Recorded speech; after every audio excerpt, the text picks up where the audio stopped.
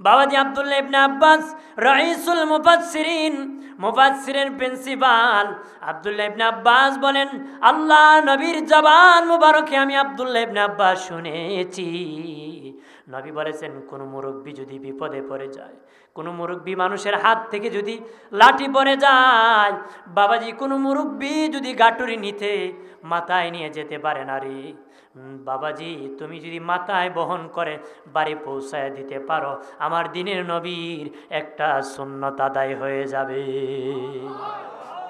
কারণ নবীও এক বুড়ি গাটুরির মাথায় গাটুরি নবীর মাথায় নিয়ে পৌঁছায় দিয়েছিলেন। মক্কা বিজয়ের পরে মানুষ যখন ভাগিয়া যাওয়া শুরু করছিল, তখন এক বুড়ি মানুষ ভাগা যাওয়া শুরু করছিল। নবী বলছে, মা কোথায় যাও? কো বাবা খবর ভালো না, কই অমুক জঙ্গলে যাচ্ছি, আব্দুল্লাহর বেটা মোহাম্মদ চলে আসছে। আব্দুল্লাহর বেটা আর কার কাছে বলছে? নবীর কাছে বলতেছে। নবী বলেন, মাগো আব্দুল্লাহর বেটা মোহাম্মদকে দেখছো নি? কয় না না, শুনেছি সে নাকি ভয়ঙ্কর লোক, মানুষ মেরে ফেলে, এই জন্য তার ভয়েতে বাগা শুরু করছি। নবী কয়, মা কোথায় যাইবা? অমুক জঙ্গলে। নবী কয়, যদি কিছু মনে না নাও, তোমার গাটুরিটা আমি মাথায় নিয়ে দেই। মহিলাকে, আমার এমটি পকেট, কোনো টাকা নাই, তোমাকে তো কিছু দিতে পারবো না। নবী কয়, কোনো টাকা না, বিনা পয়সায় নিব। কত তো ভয় হয়, আমার গাটুরি নিয়ে ভাগো। নবী কয়, না না, আমি গাটুরি নিব না। আর এই যুগে গাটুরি কার দেবার দিবেন? গাটটি দিলে কি আর পাইবে? দেখুন গাটুরি কার কাছে দিবেন আপনি? ওই দেখো হেল্প করি হেল্প করতে করতে বেচারা চাইতে আর গাটুরিওয়ালা আর নাই, পুলুস করেছে। কথা হয় না? কথা বলেন না? কার কাছে গাঠি রাখবেন? কারণ নবীর চরিত্র থেকে আমরা দূর হয়ে আছি। আমার প্রাণের বাবাজি, নবী কাঠুরি মাথায় নিয়ে ওই জঙ্গলের কিনারে যখন গেলেন, তখন যারা আগে বাগিয়ে গিয়েছিল হুমরা সুমরা নেতারা, তারা কয়, কি সর্বনাশ করলে, যার ভয়েতে জঙ্গলে চলে আসছি তারে বুঝি নিয়ে আসছ? ও বুড়ি, কুই কারে নিয়ে আসছ? বুড়ি কয়, সে বুঝি মোহাম্মদ। হ্যাঁ মোহাম্মদ। কয়, সে কোনোদিন সন্ত্রাসী হতে পারে না, কারণ আমার সাথে এমন আদর্শ আমাকে দেখাইছে, আর আমি বুড়ির গাটুরি বেঁধে মাথায় নিয়ে এখান পর্যন্ত এসেছে। উনি সত্যিকারের নবী, আমিও বেঈমান থাকতে চাই না, আমিও হয়ে যাব মুসলমান। আরো জোরে কর। বন্ধুরে আমার, আব্দুল্লাহ ইবনে আব্বাস রাইসুল মুফাসসিরিন আব্দুল্লাহ ইবনে আব্বাস বলেন, দিনের নবীর জবান মোবারকে শুনেছি, কোন বুড়া মানুষের সহযোগিতায় যদি কেউ এগিয়ে দেয়, নবী বলেন, আমার মসজিদে নববীতে যদি কেউ 10 বছর, আমি নবীর মসজিদে 10 বছর ইতিকাফ করে, 10 বছর ইতিকাফ করলে যেই সওয়াব আমলনামায় হবে, কোন বুড়া মানুষের সহযোগিতায় যদি কেউ এগিয়ে যায়, 10 বছর ইতিকাফের সওয়াব আমলনামায় পাবে। আরো জোরে বলে বাবাজি, এগিয়ে যাও। যুদ্ধের ময়দান থেকে আল্লাহর নবী 70 জন বেঈমানকে বন্দী করে এনেছিলেন। মদিনায় বন্দী করে নবী রেখেছিলেন, 70 জন বেঈমানকে বন্দী করে এনেছিলেন। বাবাজি বন্দী করে রেখেছেন। আল্লাহর নবী সাহাবীদেরকে বললেন, এ বাবা সাহাবীরা, তোমরা যা খাও তা নয়, ভালো খাবার তাদেরকে খাওয়াইতে হবে। তোমরা যে জামা পরো তারা নয়, ভালো জামা তাদেরকে পরতে হবে। সাহাবীদের জামা সব নতুন জামা তাদের গায়ে পরায় দিয়েছে।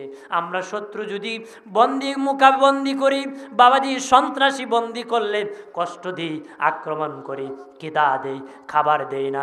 দিনে নবী বলেন, তাদেরকে ভালো ভালো খাবার দিতে হবে।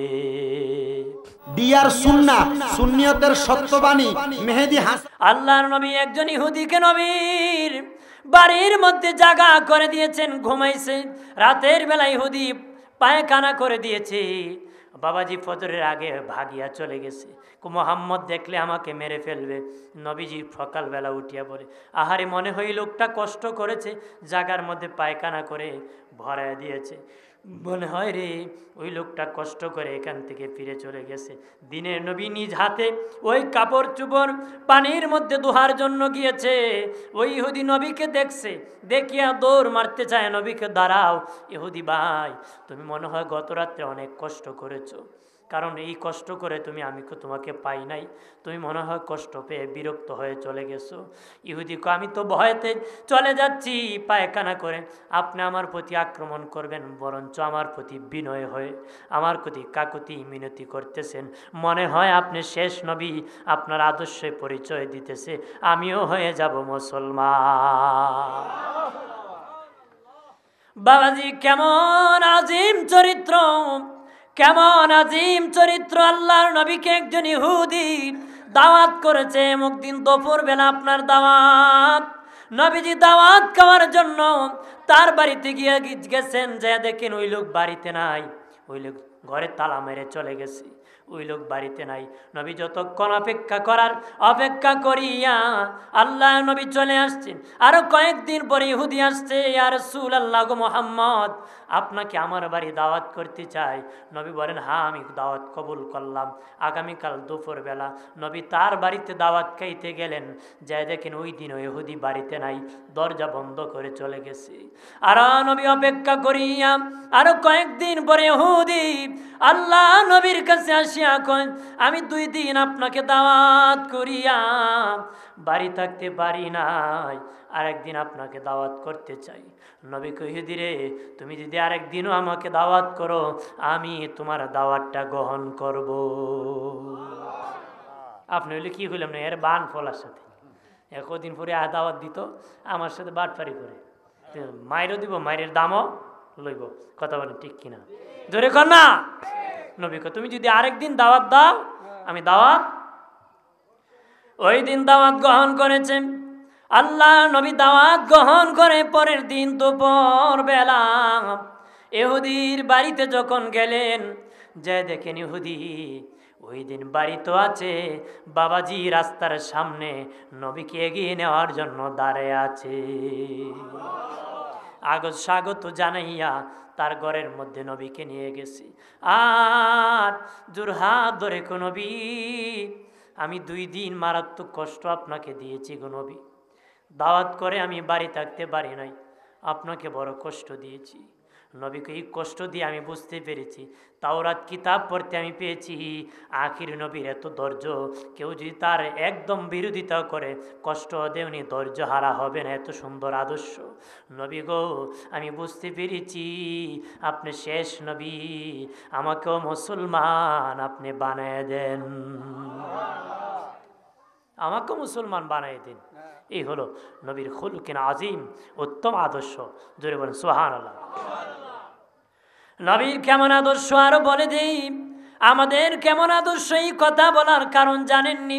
আমাদের কেমন আদর্শ আর নবীর কেমন আদর্শ, নবী কিভাবে সমাজ প্রতিষ্ঠিত করেছিলেন, আদর্শ সমাজ গঠন করেছিলেন, আর আমরা ওই সমাজের মধ্যে কেমনে আছি। বাবাজি ইতিহাসের পাতার মধ্যে মুনাফিকের নাম আছে, এর মধ্যে আব্দুল্লাহ ইবনে উবাই ইবনে সনুন এক কুখ্যাত মুনাফিক, যার নাম আব্দুল্লাহ ইবনে উবাই ইবনে সনুন, সবচেয়ে বড় মুনাফিক। ওই আব্দুল্লাহ ইবনে উবাই ইবনে সনুন যখন মরে যায়, তার সন্তানের নাম ছিল আব্দুল্লাহ, সে আবার নবীর সাহাবী ছিল, তার সন্তান কিন্তু আবার নবীর সাহাবী, বাবা হলো মুনাফিক আব্দুল্লাহ ইবনে উবাই ইবনে সনুন। আব্দুল্লাহ ইবনে উবাই ইবনে সনুন মরে যাওয়ার আগে তার সন্তান আব্দুল্লাহকে ডেকে বলে, বাবা আব্দুল্লাহ, আমি মরে যাব, মরে গেলে কঠিন আযাব হবে রে কবরে আমি জানি, কারণ তোর নবীর বিরোধিতা এমন কোনো রাস্তা নাই আমি বিরোধিতা করি নাই রে বাবা আব্দুল্লাহ, আমি যখন মরে যাব তোর নবীর একটা পুরান জামা দিয়ে আমাকে যেন কাফনটা পরায় দে। নবীর কেমন আদর্শ, এই কথা বলতেছি। তোমার নবীর একটা পুরান জামা দিয়ে যেন আমার কাফন লাগাইয়া দে। অথচ আব্দুল্লাহ ইবনে উবাই ইবনে সনুন নবীর বিরোধিতা করেছে, এমনকি আম্মা জান আয়েশার উপর জিনার তহমত দিয়েছে, নাউজুবিল্লাহ বলেন না। সব শত্রুতা করেছে, নবীর বিরুদ্ধে মিথ্যা অপবাদ করেছে। কুখ্যাত মুনাফিক আব্দুল্লাহ ইবনে উবাই ইবনে সনুন বলে তার সন্তানকে বলে, রে বাবা, আমি মরে গেলে তোমার নবীর একটা জামা দে আমাকে কবরে রাখো, কেন জানোনি আমি এত বিরোধিতা করেছি কবরে আযাব নাজিল হইবে, আর তোমার নবীর জামা পরে যখন আমাকে কবরে রাখা হবে, নবীর জামা মুবারক কবরে আমার দেহে থাকার কারণে হয়তো আমার আল্লাহ কবরের আযাব থেকে আমাকে মুক্তি দিয়ে দিবে।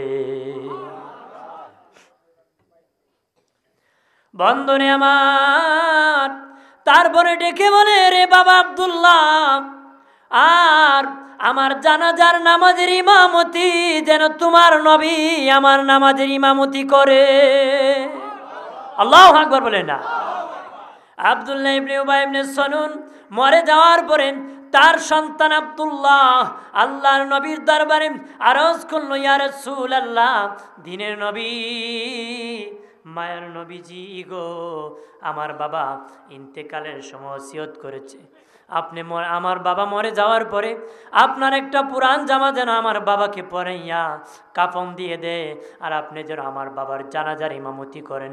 এমনি নবী গা মোবারক থেকে জামা খুলে দিয়ে বলেন, যা যা আব্দুল্লাহ, এখনই যাইয়া তোর বাবাকে গোসল দি আমার কাপড় দিয়ে কাফন পরায় দে,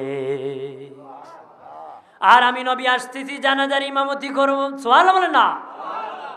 আর এত শত্রু বলতে দেরি, নবী এত আদর্শ আমাদেরকে শিখিয়ে দিয়েছেন, এত বড় শত্রুঋণ মরে যাওয়ার পরে নবী দেরি নাই, নবীর জামা মোবারক খুলে দিয়েছে।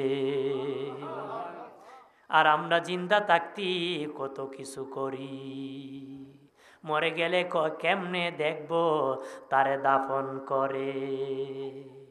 নবী কাপড় দিয়ে দিছে, আমরা বলি করে দাফন করে কেমনে দেখতাম, কথা হয় না। কব এর কাফন দেখে না, এটাও দেখতাম, কথা হয় না। ধরে কই না আমার প্রাণের বাবাজি, খেয়াল করেন ভালো করে। আল্লাহ নবী সাহাবী লইয়া আব্দুল্লাহ ইবনে উবাই ইবনে সালুলের জানাজার নামাজ পড়ার জন্য রওনা করলেন। আমিরুল মুমিনিন খলিফাতুল মুসলিমিন ওমর ফারুক রাদিয়াল্লাহু তাআলা আনহু ব্যারিকেড সৃষ্টি করলেন, রাসূল কোথায় যান, নবীজি গো কোথায় যান? নবী বলেন, আব্দুল্লাহ ইবনে উবাই ইবনে সালুল মরে গেছে, তার জানাজার ইমামতি করার জন্য যাচ্ছি। হযরত ওমর ফারুক বলেন, ইয়া রাসূলুল্লাহ, যেতে পারেন না। নবী বললেন, কেন যেতে পারেন না? ইয়া রাসূলুল্লাহ, ওই লোকটা এত বড় মুনাফিক, আপনার নামে মিথ্যা তহমত, এমন কোনো রাস্তা নাই মিথ্যা তহমত দেয় নাই, এমন কি আয়েশার নামে মিথ্যা অপবাদ দিয়েছে, তার জানাজার নামাজে আপনি যেতে পারেন না। নবী বলেন, এরে ওমর, এমনিতে বললে হবে না, তুমি দলিল পেশ করো, আমি তো যেতে পারবো না, দলিল পেশ করো, তার জানাজায় আমি যেতে পারবো না। এমনি হযরত ওমর বললেন, ইয়া রাসূলুল্লাহ, আল্লাহ তো কোরআনে এক আয়াতে বলেছেন, নবী আপনি মুনাফিকদের জন্য 70 বারের বেশি দোয়া করলে আমি আল্লাহ আপনার দোয়া কবুল করব না গো। 70 বারও যদি দোয়া করো, আমি আল্লাহ কোন মুনাফিকের জন্য দোয়া কবুল। নবীজি আল্লাহ তো বলে দিয়েছেন 70 বারও যদি দোয়া করেন আল্লাহ মুনাফিকদের জন্য দোয়া কবুল করবেন না। নবী বলেন, ওমর তোমার দলিল শেষ। ওমর ফারুক বলে, শেষ। নবী বলেন, ওমর রে, আল্লাহ বলেছে 70 বারও যদি দোয়া করি আল্লাহ কবুল করবেন না, আমি নবী যদি 71 বার দোয়া করি তাহলে কি আল্লাহ কবুল করবে না রে? আরো জোরে কর। আল্লাহ বলেছে 70 বারও যদি দোয়া করি আমি কবুল করব না, আর আমি নবী যদি 70 বার করিয়া 71 বার করি তাহলে কি আল্লাহ কবুল করবেন না? তোমার দলিল শেষ। ওমর ফারুক, নবী আপনি যেতে পারেন, আমার আর দলিল নাই। এত বড় শত্রু, তারপর নবী জগৎবাসীকে শিক্ষা দিয়েছেন, শত্রুর কাছেও নবী প্রতিরোধ বা প্রতিশোধ নেন। শত্রুর কাছে কিনা প্রতিশোধ নেন। এটি আদর্শ সমাজ প্রতিষ্ঠিত নবী করে দিয়েছেন, কারণ নবী আমাদেরকে আদর্শ মডেল শিক্ষা দিয়েছে। পরে আল্লাহ আয়াত নাজিল করে নবীকে আটকেছেন যে যায়েন না, মুনাফিক। কি সে লোক? কুখ্যাত মুনাফিক ছিল। আমার বানের বাবাজি খেয়াল করেন ভালো করেন, অদুস্থ বুজুর্গরা নবীর থেকে আদর্শ নিতে হবে আর সমাজে শান্তি প্রতিষ্ঠিত করতে হবে। শান্তি প্রতিষ্ঠিত করতে হবে। কখন শান্তি হবে জানেননি? নবীর চরিত্রে চরিত্রবান হতে হবে, নবীর আদর্শে আদর্শবান হতে হবে, নেতারা হতে হবে, নেত্রীরও হতে হবে, ইমামেরও হতে হবে, মুয়াজ্জিনেরও হতে হবে, মুসল্লিরও হতে হবে, মুক্তাদিরও হতে হবে, বাবাজি ব্যবসায়িকেরও হতে হবে। যত লোক আছে সবার জীবনে আমি মুসলমান, আমার পরিচয় মুসলিম, সেটা জানিয়া আমার চরিত্র নবীর আদর্শে আদর্শিত করতে হবে। করতে হবে কি না? মানুষকে সহযোগিতা করতে হবে, মানুষের বিপদে এগিয়ে যেতে হবে, মানুষ যদি কষ্ট পায় তাকে সহযোগিতা করতে হবে, কোনো মানুষ যদি অর্থাৎ অসুস্থ হয় তাকে দেখতে যেতে হবে। কথা বলেন না? জোরে বলেন না? আমরা বহুত দিনে নাতিরে ধরছে, যদি অসুস্থ হয় কি ও বহুদিনে নাতিরে ধরছে, একটু বুঝ। কথা বলেন না? এরকম যেন আমরা না হই। অসুস্থ হলে দেখতে যাবেন, মানুষ যদি বিপদে পড়ে তাকে সহযোগিতা করবেন।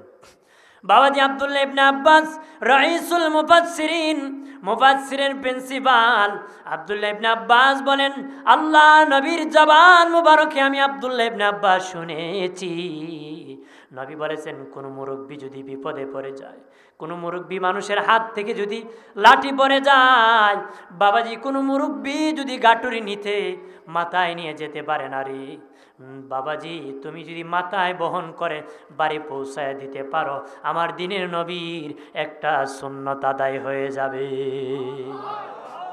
কারণ নবীও এক বুড়ি গাটুরির মাথায় গাটুরি নবীর মাথায় নিয়ে পৌঁছায় দিয়েছিলেন। মক্কা বিজয়ের পরে মানুষ যখন ভাগিয়া যাওয়া শুরু করছিল তখন এক বুড়ি মানুষ ভাগা যাওয়া শুরু করছিল। নবী বলছে, মা কোথায় যাও? কো বাবা খবর ভালো না, কই অমুক জঙ্গলে যাচ্ছি, আব্দুল্লাহর বেটা মোহাম্মদ চলে আসছে। আব্দুল্লাহর বেটা আর কার কাছে বলছে? নবীর কাছে বলতেছে। নবী বলেন, মাগো আব্দুল্লাহর বেটা মোহাম্মদকে দেখছো নি? কয় না না, শুনেছি সে নাকি ভয়ঙ্কর লোক, মানুষ মেরে ফেলে, এই জন্য তার ভয়েতে বাগা শুরু করছি। নবী কয়, মা কোথায় যাইবা? অমুক জঙ্গলে। নবী কয়, যদি কিছু মনে না নাও তোমার গাটুরিটা আমি মাথায় নিয়ে দেই। মহিলাকে, আমার এমটি পকেট, কোনো টাকা নাই, তোমাকে তো কিছু দিতে পারবো না। নবী কয়, কোনো টাকা না, বিনা পয়সায় নিব। কত তো ভয় হয়, আমার গাটুরি নিয়ে ভাগো। নবী কয়, না না, আমি গাটুরি নিব না। আর এই যুগে গাটুরি কার দেবার দিবেন? গাটটি দিলে কি আর পাইবে? যেরকম গাটুরি কার কাছে দিবেন আপনি? ওই দেখো হেল্প করি হেল্প করতে করতে বেড়া বেচারা চাইতে আর গাটুরিওয়ালা আর নাই, পুলুস করিছে। কথা হয় না? কথা বলেন না? কার কাছে গাঠি রাখবে? কারণ নবীর চরিত্র থেকে আমরা দূর হয়ে আছি। আমার প্রাণের বাবাজি, নবী কাঠুরি মাথায় নিয়ে ওই জঙ্গলের কিনারে যখন গেলেন, তখন যারা আগে বাগিয়ে গিয়েছিল হুমরা সুমরা নেতারা, তারা কয়, কি সর্বনাশ করলে, যার ভয়েতে জঙ্গলে চলে আসছি তারে বুঝি নিয়ে আসছ? ও বুড়ি কুই কারে নিয়ে আসছ? বুড়ি কয়, সে বুঝি মোহাম্মদ। হ্যাঁ মোহাম্মদ। কয়, সে কোনোদিন সন্ত্রাসী হতে পারে না, কারণ আমার সাথে এমন আদর্শ আমাকে দেখাইছে, আর আমি বুড়ির গাটুরি বেঁধে মাথায় নিয়ে কান পর্যন্ত এসেছে। উনি সত্যিকারের নবী, আমিও বেঈমান থাকতে চাই না, আমিও হয়ে যাব মুসলমান। আরো জোরে কর।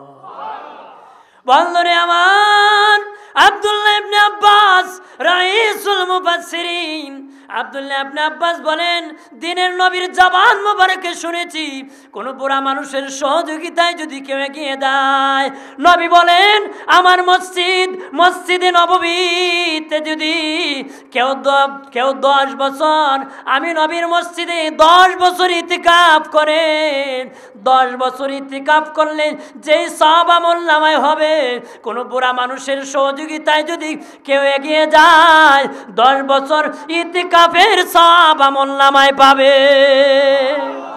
আরো জোরে বলে, বাবাজি এগিয়ে যাও, এগিয়ে যাও। যুদ্ধের ময়দান থেকে আল্লাহর নবী 70 জন বেঈমানকে বন্দী করে এনেছিলেন। মদিনায় বন্দী করে নবী রেখেছিলেন, 70 জন বেঈমানকে বন্দী করে এনেছিলেন। বাবাজি বন্দী করে রেখেছেন। আল্লাহর নবী সাহাবীদেরকে বললেন, এ বাবা সাহাবীরা, তোমরা যা খাও তা নয়, ভালো খাবার তাদেরকে খাওয়াইতে হবে।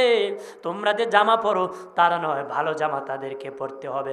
সাহাবীদের জামা সব নতুন জামা তাদের গায়ে পরায় দিয়েছে। আমরা শত্রু যদি বন্দি করি, বাবাজি সন্ত্রাসী বন্দি করলে কষ্ট দিই, আক্রমণ করি, কিদা দেই, খাবার দেই না। দিনে নবী বলেন তাদেরকে ভালো ভালো খাবার দিতে হবে।